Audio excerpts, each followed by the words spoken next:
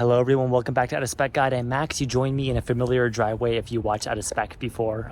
But anyhow, we have today a Ford Mustang Mach-E and my Polestar 2, but we're not comparing these cars. We're comparing two different EV route planning options.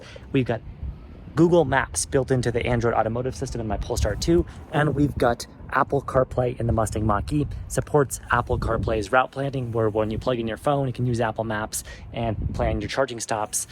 So this feature exists currently on the Ford Mustang Mach-E and the Porsche Taycan. I want to compare how it works against my Polestar, basically Google versus Apple today. Let's see how good either one is, and I'll fill you in on all the details, so stay tuned. Okay, so first we're going to start with CarPlay in the Mach-E, and we're going to plug in my iPhone. So I'm filming on a different iPhone right now, but basically we're going to plug it in, use Apple CarPlay, and I'm going to show you how that works. So I know some of you iOS nerds will chime in here and say, hey, Apple's going to update the iPhone. Oh, I forgot I have to start the Mach-E because it has a start button. Anyhow, some of you will say Apple's going to update to iOS 17 and that's going to add better EV route planning. You're right. We're going to cover that when it comes out, but it's still in beta. So I don't want to do anything with that yet. That all being said, I do want to cover, pardon the AC noise, it's a very hot day today. It's a scorcher, 109 degrees, I believe it. Anyhow, I do want to cover iOS 17 when it comes out. It's going to add status for real-time chargers, status basically to say if a charger's online or offline. I'll show you what it does now and explain what's to come. We don't have the beta yet, but if you want us to put the beta on a phone and cover it, immediately, if you're really interested in that, we can do that, but I will definitely either way explore it when it releases in full. But for now, I want to give a preview of how it works in a car like the Mustang Mach-E. So the premise is, right, we're starting here in Fort Collins, Colorado. We want to do a long trip where we're going to need charging stops. Can Apple Maps do a decent job of planning our charging stops for us? So I'm going to go into search here, and I'm going to go into destinations, let's say San Diego. So I'm going to plan a trip there to San Diego city center, or let's just say the airport. So it's the same on either system. San Diego International Airport from Fort Collins, Colorado. As you'd understandably imagine, it's going to take some time to compute all of that. So here it is computing, and it's added in 7 charging stops. It's estimating a travel time of, looks like 21 hours. I don't know, again, if this is factoring in time to charge. That's my big question here. Is this actually gonna include charging time? I don't know. It doesn't really give me a lot of detail. It just lets me go, I guess. Can I do anything else to preview the route? Can I look at the charging stops? Doesn't really look like I can, unless maybe I'm missing something. I can zoom in on a stop, can zoom in on the route, but I don't think I can preview the stops. So if I just hit go, we're gonna see our first stop is gonna be here in, looks like Frisco, Electrify America, with a 25% state of charge on arrival. So that's pretty conservative, because at Out of Spec, we like to arrive at our chargers low. I mean, like, 5%, because it takes advantage of the charging curve. When you come in lower, it means you've traveled farther, you use more of your battery, and your battery charges quicker in an electric car when it's low states of charge as opposed to high states of charge. So the best way, typically, I like to optimize road trips is to arrive low, charge exactly to what I need for the next stop. Apple Maps is just here suggesting that. Okay, what if I want to think about my next stop? Is it modeling out the future stops? I don't know. This interface is not very customizable. Oh, it does actually look like it gives me an estimate of how long I'm going to charge at each one. So 25 minutes there, 30 minutes there. So at least I have that info. That's nice. I'm trying to see if, there's no station online status at the moment. It's just giving me a rough estimate of how long it'll take. I can't see the speed of the charger. So none of that yet. If I go into add stop, looks like then I can see my stops. I can, of course, add other stops on the way. Presumably, it will reroute with chargers to compensate for that. I can see here we got 5 Electrify Americas, 2 EV Goes, and then we're at the airport. So if I go into any of these stops, oh, wow, it's not actually letting me go on any of them. So just telling me what the stops are, really not a lot of info. Don't see another way to customize this. But yeah, 21 hours to get to San Diego with these 7 stops. We've got those 4 Electrify Americas and 2 EV Goes. Now, I know it's not like for like. My Polestar 2 is a different car, but it has sort of similar range and better charging than this. So it shouldn't be be too different of a time to complete. I don't want to kind of benchmark them because the cars are different about which one's faster, but I do want to see Google Maps, what does the interface look like in my car versus this. So this is CarPlay as it exists right now in iOS 16 with the Mach-E. iOS 17, this functionality will come to every car.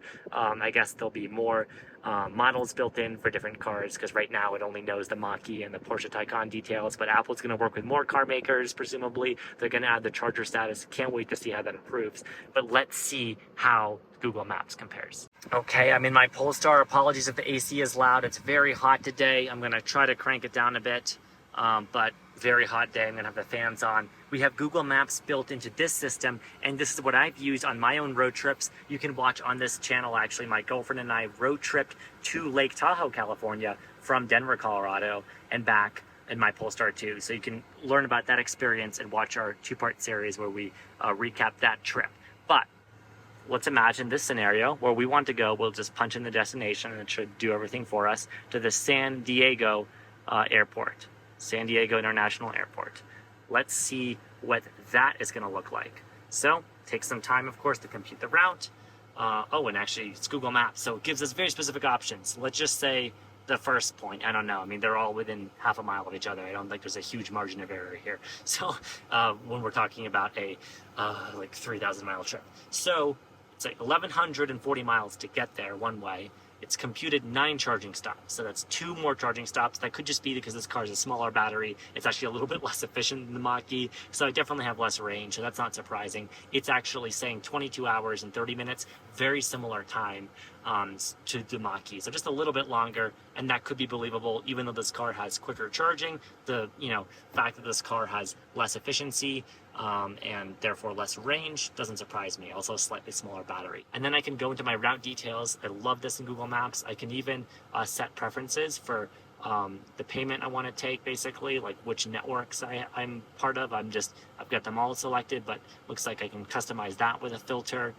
So that's really nice. And it's going to show me the location of each charger, the state of charge prediction, not just for the next one like Apple Maps does, but for all of them, modeling my trip for me. And of course, this will update in real time as I continue my trip. And it includes charging time. I think Apple Maps does too, but this lets me know. It's very clear about that. It tells me also how long it expects me to charge at each stop. It'll tell me as I plug in, I've used this, how long to charge to make it to my next stop. I really like this. It's a good system. If I start the route here, you'll see what that looks like. It's gonna get me going to my first stop with 20% battery remaining. But then a lot of our other stops, it looks like, if we go to the stop menu here, have us at, 20, 40. That's kind of weird. I don't know why it has it so high. Maybe between Frisco and Grand Junction. I don't know, it's a little bit weird. Maybe the Polestar range is just an awkward spot here. But anyhow, the rest of our stops, it's having us come in hot at 10% out of spec style. Love to see that. So that's the Google Maps system. Looks like it's doing a decent job. I think I prefer it to CarPlay just because of how much info it's giving me. But let me give my summaries and thoughts on both systems outside of the cars. Okay, back outside in the searing heat, but that's actually warmer than the unair-conditioned Polestar. So, 2 systems. Right now, we know that iOS is going to improve a lot with iOS 17, but as it exists now, it seems serviceable, but I don't know if I would depend on this, because without having the status of the stations you're going to stop at, then it's going to potentially lead to bad situations. Let's say station's offline. Apple Maps and CarPlay in your Mustang Mach-E or your Porsche Taycan doesn't know that. That's bad. So I'm glad Apple's resolved that. They're fixing it in iOS 17. Can't wait to test that. Polestar is a proven system with Google Maps. This also exists on Volvos, and I believe General Motors vehicles with Android Automotive, their EVs, so Hummer EV right now, Cadillac Lyriq, I think they have this, but I haven't used that system, so I can't say for sure. But the Google Maps EV route planning is pretty solid. I mean, it's not like, I don't know, Tesla may be the gold standard. We could do another video comparing to Tesla, but I have been impressed for the public charging networks, how well of a job this does, incorporating all of them, giving me a realistic estimation of how long it'll take to charge, adding in my stops for me, etc. So I like this system. It's more mature. I don't know if it'll improve a lot though, because cars with Android Automotive, it's down to, does the manufacturer actually want to update them?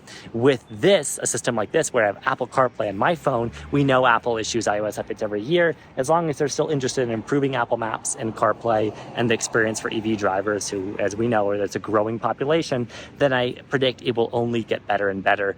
And hopefully, at some point, Apple Maps can even tie into the car better and tell the battery to start preconditioning for an ideal fast charge in winter or in extreme temperatures. These are all things car systems that are integrated can do, including Google Maps and the Polestar, but I'm not sure, and I don't think Apple Maps does yet with CarPlay. Also, third-party support. Could we see some kind of EV routing that Waze and even Google Maps on CarPlay does? I don't know. Maybe, I mean, it's a platform. I feel like it's possible, but right now it looks like this requires a lot of tight integration between Apple and the car makers. So let me know what kind of additions to this content you want to see. This is a very quick, simple video where I'm just introducing both systems, but I want to bring both of them into your mind. Apple versus Google. Who do you think is doing it better? What have your experiences been? If you have a Mustang Mach-E or a Porsche Taycan with this system, please let me know. It's so sweaty, so I'm going to stop recording. But thank you for watching. I've been Max with Out of Spec Guide, and I'll be back with you with more content, including iOS 17, CarPlay, and much more. So stay tuned.